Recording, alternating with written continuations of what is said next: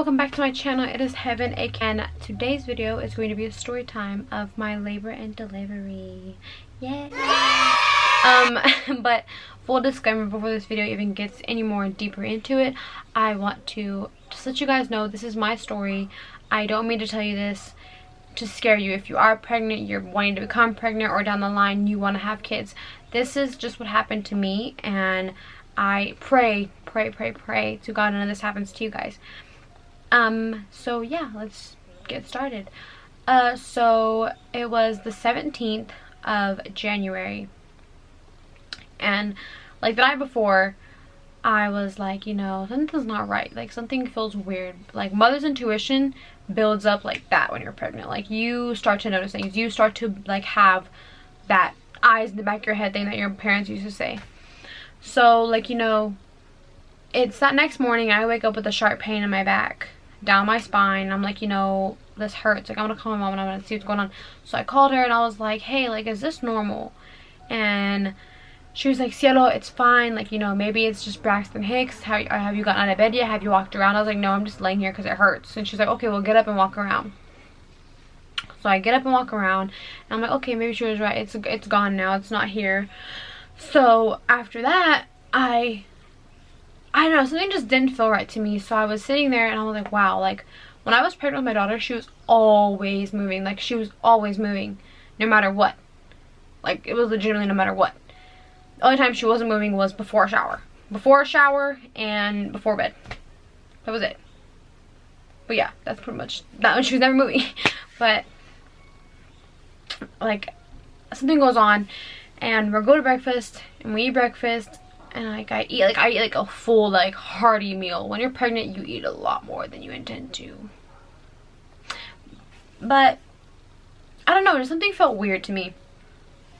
And we're sitting there and I was just like, you know, like she's not moving, I'm freaking out.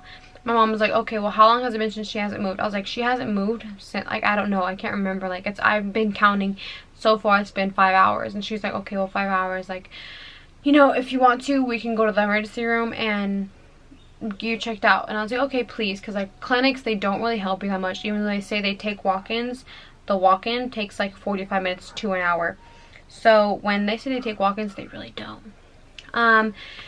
And we get there and they're like, okay, well, we'll see you, hon, just come on in, we'll take your blood pressure, we'll take some blood samples and everything, just to make sure, like, let's rule out all the stuff that hopefully that it couldn't be. So we did that, and they come back and they're like, well, we're having a baby. And I was like, oh, we're having a baby today? She goes, did the nurse not come back and tell you? I was like, no. She goes, oh, well, your blood samples came back preeclamptic. You have high blood pressure, and that's putting a lot of at risk for the baby. So I was like, oh, okay, like that's pretty scary. So like we're sitting there and I have the little heart thingy on my stomach just to check her heartbeat, and I get to see her and she's like just chilling there fine. So my doctor comes back and she's like, yeah, we're having a baby tonight, so call your family members, let's get this show on the road. So they check my dilation and then they're like, wow, you're not even a centimeter dilated. And I was like, okay, that's strange. And they're like, yeah, but it's okay, we'll dilate for, like, we can help you dilate. We're gonna give you a medicine and it's gonna help you out. I was like, okay. So they gave me the medicine and it's like, you know, hitting, say 5 o'clock in the afternoon, because I got to the hospital like 11 or 12 in the morning, or in the afternoon pretty much. And we get there and they give you this medication that you take, and they're like, okay, well, bounce on this bouncy ball for a little bit, the yoga ball, bounce on it, and hopefully it helps you dilate and helps your water break. I was like, okay, cool. So I'm bouncing on it for a good 45 minutes. Like everybody's in the room, like my sister, my brother, my aunt, my uncle, like my mom, my boyfriend's parents. We're ready. And like my mom and my boyfriend leave to go get your baby bags from the house, like the stuff you already have made for the hospital, you're ready. And yeah, so they go get that, and on the process I'm like, oh, get my long pillow, oh, get my neck pillow, I'm like, oh, get this, oh, don't forget to get the ice cream. And they're like, oh, you can't have food. So I was like, oh, because that is true. Once you go into labor, like once they're like, okay, well, you're in labor, you cannot eat. You can't eat. You can maybe have water and ice chips, but that's it. And it sucks. So I get up off the bouncy ball because they're like, okay, well, we're gonna help you go to the bathroom now. I was like, okay, so cool. I stand up and my water breaks, and I was like, oh, I just stand there like baffled at what I just saw. And everyone's like, oh heaven, your water just broke. And I was like, yeah, my water just broke. The nurse was like, oh yay, we're having a baby tonight. So they helped me use the restroom and they laid me down and cleaned me up, and they're like, okay, well, you're not even a centimeter, 2 centimeters dilated. And I was like, are you serious? I've been here for like almost what, 6 or 7 hours? Like, this is crazy. So the night goes on and I'm starting to like I'm getting my contractions, and my contractions hit the point so where they're not 7 minutes, 5 minutes, not even like 10 minutes apart. My contractions were 45 seconds apart. And I took the epidural like a little weenie. I didn't want to, but I had to, because it was hurting me a lot and the baby a lot. So I take the epidural and it's not working. Like, my whole side of my body, like one whole side has the epidural, the other side I'm feeling all the pain. I'm feeling the pain.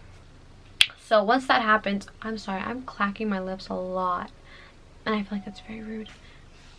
But after all that happens, like, you know, they're like, okay, let's flip her on this side to help the medication flow. And I was like, what? Really? Flipping me can help my medication flow? It's really weird. But okay, and it wasn't working, and something like they're like something's not right. So I had a blood pressure cuff on me, I had a like thermometer cuff on me or something, I had a heart rate thing on me, and like I just was hooked up to a bunch of things. And out of nowhere I want to cry. I want to cry.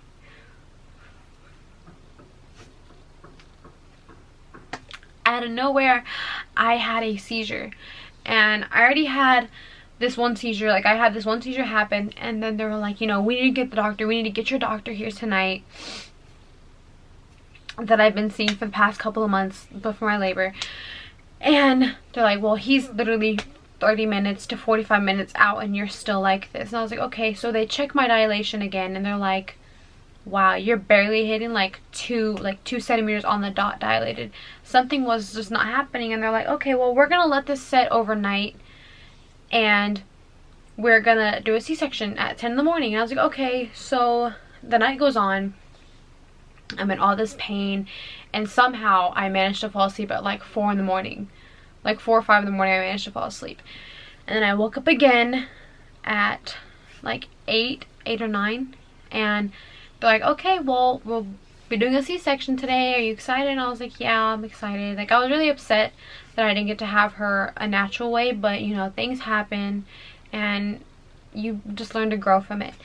So they're like, okay, well, Dad, here's your scrubs, go change. And they're like, okay, Mom, do you want to come back there too? Because you can only have 2 people back there with you, and you have a C-section. It's not like a crowd of people could be in the room. And my mom was like, yeah, like, do you want me or him? And I was like, well, I'd really like him to be there. And she was like, okay, I understand. It's like, it's the dad, it's okay. She's like, I have a lifetime with this kid, it's not gonna matter to me. And she's like, well, me and your sister are gonna go get coffee. And my boyfriend went in the bathroom to go change into his scrubs and everything, and the nurse took the pillow out from under my back and flipped me like back on my, like, I got off my side and she flipped me back straight, and I had another seizure. And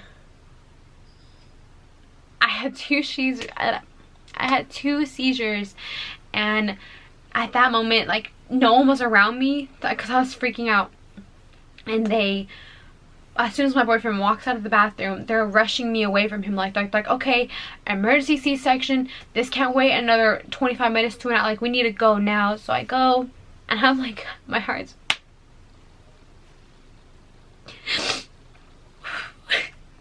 I'm sorry.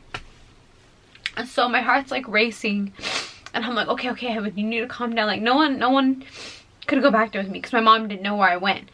My mom said she came back to the room and my bed was gone. Bennett was still there, and like, she was scared, and she was like, where's my kid? Like, that in there is your kid. That is my kid. Where is she at? And like, you know, my mom went frantic. My sister was like, Ama, like, calm down, it's okay. Like, Gabriella, it's okay. And my mom's like, no, you don't understand. Because when you don't have anybody back there with you, the doctors make all the decisions. And doctors make the best decisions they could possibly make for your benefit. So what was going through my mom's mind is like, there's only one of me. I can make another her, but there's only one of me. So my mom was like telling my boyfriend ahead of time, like, hey, if it comes down to making that decision, you pick the right one. And he's like, okay, I understand, I got it. Like, okay, I'm taking this all in, like, wow. So we're heading back there, and I'm just like freaking out, frantic, looking for everybody. And I was like, no one's going back. Like, I'm scared, I'm alone. So I was awake during my C-section. Like, some people choose to go under, some people don't. I was awake during my C-section. And they're like, you're gonna feel a lot of pressure, and you're gonna feel like, you're gonna feel us like pull your legs up. I was like, okay. So they pulled my legs up to where they were like resting on their heels, like making basically like a triangle position. And I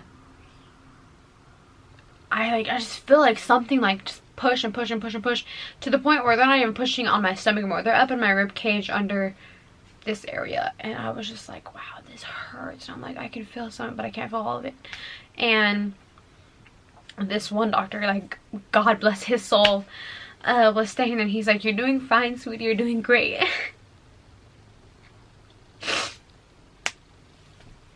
I'm so sorry.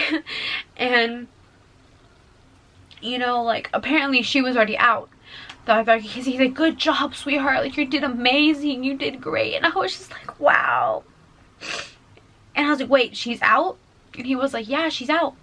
And I'm like, I can't hear her. He's like, I know, sweetheart, the doctors are working on it. And I was just like, what do you mean the doctors are working on it? And they're like, it's gonna be okay, it's okay. Like, just calm down, calm down. And my heart rate spiked again. Because when you're a mother and you have your baby, like, you want to hear that first cry. You want to hear that first gasp for air that they have. And I didn't hear any of that. I'm so sorry. I look like a little baby over here crying. And it was just so emotional for me.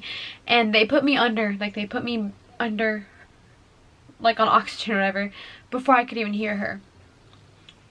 So I didn't hear her cry. I didn't get to see her. I go under, they sew me up. I get back in my room, not even an hour and a half, 2 hours later, and like, I'm awake, but I didn't want to open my eyes because I was scared to open my eyes. And like, you know, what if my baby's not here? And like, I just like laying there with my eyes closed, and I'm like, I hear everybody talking like, wow, like, heaven is so brave, heaven is this, heaven is that. And then people are like, wow, 2 seizures, that's crazy, like, da da da da da da da. And then my mom's like, I can't wait for her to see her. And that's when I opened my eyes. I was like, oh my god, like, she's alive, she's here. I was so happy. And I opened my eyes, and they're like, oh my god, like, hey, sunshine. And I was like, hi. And I was like, oh my god. And like, I couldn't, like, when you have a C-section and you know, like, you feel the pain, oh my god. And I was like, they're like, yeah, it's gonna hurt, like, it hurts, it's gonna hurt. And I was like, wow, okay. So long story short, my pregnancy was a little bit traumatic for me, because it was either my life or her life. And if I had the choice, I would have chose her life. But it's okay, because we're both here. We're great, and we're thriving. So I'm so happy she's here. And